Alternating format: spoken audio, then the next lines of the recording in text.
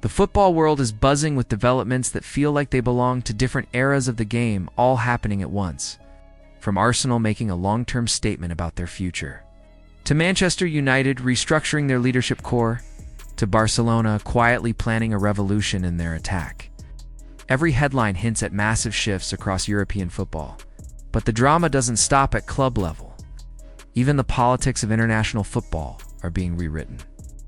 As Israel's potential suspension divides UEFA and FIFA, with former US President Donald Trump stepping into the spotlight, all of it combines to paint a picture of a sport standing at the edge of transformation. The story begins at the Emirates.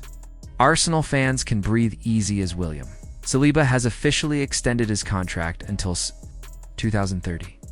This isn't just paperwork, it's a declaration. The French center-back, a pillar in Mikel Arteta's defensive wall, has turned down Real Madrid, PSG, and big money. Saudi offers to remain in North London. That's not just loyalty, it's conviction in the project.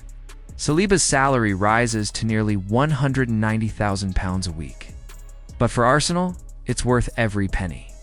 Since breaking into the squad in 2022, he has played 139 matches, scored 7 goals, and anchored the Premier League's best defense for 2 consecutive seasons.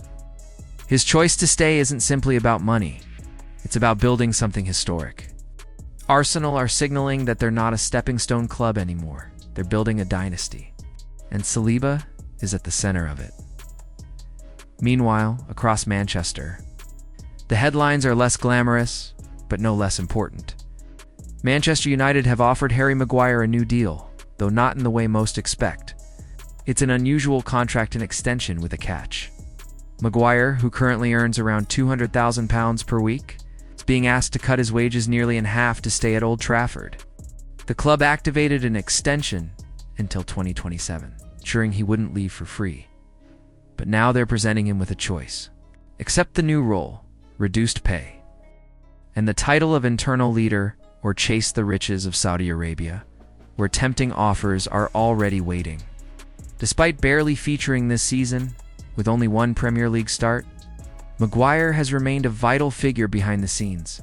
New boss Ruben Amorim considers him part of the leadership group, a mentor for young players, and a calming influence in a squad still finding its identity.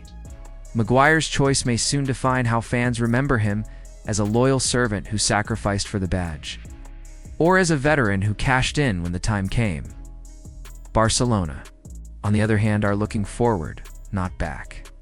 Reports out of Spain suggest that the Catalan giants are ready to say goodbye to Robert Lewandowski after 2026. The Polish striker has done his part.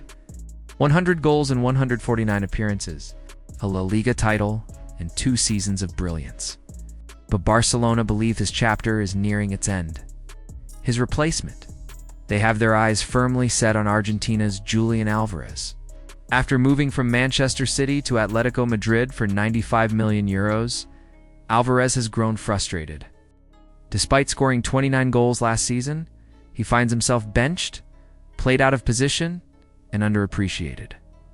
Barcelona see him as their next great striker, young, technical, and beloved by fans. But convincing Atletico won't be easy. His contract runs until 2030, and Diego Simeone isn't eager to let go. Yet, if Alvarez's discontent continues, the summer of 2026 could bring one of the biggest transfers La Liga has ever seen, while club football plots its own drama. International football is being pulled into the world of politics. UEFA is reportedly close to suspending Israel's national team due to growing political pressure, appeals from federations, and the ongoing conflict. Yet FIFA seems unwilling to follow suit. Why? Because the 2026 World Cup is set to be hosted in the US, Canada, and Mexico, and political relationships play a massive role. FIFA President Gianni Infantino is said to be leaning heavily on ties with Donald Trump, who opposes Israel's suspension. This creates a strange reality. Israel may be frozen out of European football, but still allowed to compete globally. It's a decision that highlights the messy intersection of politics and sport, where ideals of fairness clash with power, influence, and the business of the World Cup. Fans worldwide are left asking the same question: is FIFA protecting football, or simply bowing to political pressure. Back in Manchester, United are not only managing Maguire's future, but also building for the long term. The club has secured 17-year-old Colombian midfielder Christian Orozco from Fortaleza, though he will officially join in July 2026, a defensive midfielder with shades of Casemiro in his playstyle. Orozco is already being hailed as one of South America's brightest talents. United beat out Spanish and Portuguese clubs to land him, signaling their intent to rebuild with youth. But that's not all. Whispers suggest United are also eyeing the ultimate transfer bombshell. Harry Kane, the Premier League's all-time great striker who joined Bayern Munich in 2023, could be available in the summer of 2026 thanks to a release clause of just £65 million. With Kane's desire to return to England growing, United are positioning themselves as the prime candidate to bring him home. For a club that has suffered through disastrous striker signings, from Antony to Weghorst to Sesko, Kane could finally provide the firepower the Red Devils have been craving. The move wouldn't just be a transfer, it would be a symbolic reclamation of Manchester United's status as a true contender. Liverpool are also thinking long-term. The Reds have tied down young winger Rio Numa until 2028. After his stunning performances convinced the board to act quickly. His decisive goal against Arsenal turned heads, but it was his speed, dribbling, and composure that convinced Jurgen Klopp and the staff that he is part of Liverpool's next generation. At the same time, Liverpool are preparing for a potential defensive shakeup. Ibrahima Konaté is attracting interest from PSG, Barcelona, and Real Madrid. And if he leaves, the Reds are ready to swoop for Dayot Upamecano. The Bayern defender's contract runs until 2026, meaning he could be available as a free transfer. Klopp sees him as the perfect partner for Virgil van Dijk's eventual successor. A player with Champions League pedigree and over 250 top-level appearances. This isn't just smart business, it's the type of reinforcement that could shape Liverpool's backline for years to come. Elsewhere in the Premier League, Newcastle United are circling Eduardo Camavinga. The French midfielder, despite playing regularly for Real Madrid, is reportedly unhappy. He's often shifted out of position to make room for Bellingham, Tchouaméni, and Valverde, and he feels his influence is being diminished. Newcastle, who are preparing for possible exits of Bruno Guimaraes or Joelinton, see Camavinga as the perfect fit. Technical, young, and already a Champions League winner, he could become the centerpiece of the Magpies' ambitious project. The deal is far from reality, but if Camavinga pushes for a move, expect Newcastle to fight tooth and nail with Europe's elite for his signature.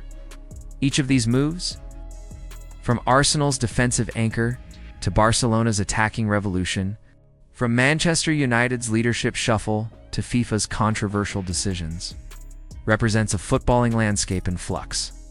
Clubs are already preparing for the summer of 2026, as if it's the beginning of a new era. Contracts, transfers, and even international politics are intertwining in ways that will define the next generation of the sport, and so the questions hang in the air. Did Arsenal just secure the future of their defense for the next decade? Will Harry Maguire sacrifice wages for loyalty, or chase the Saudi millions? Is Julian Alvarez destined to be Barcelona's new talisman, or will Simeone's grip keep him at Atletico?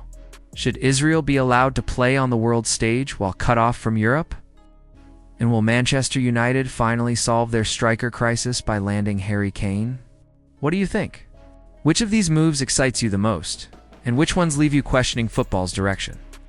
Let us know in the comments, and don't forget to like, share, and subscribe for more updates on football's most dramatic storylines.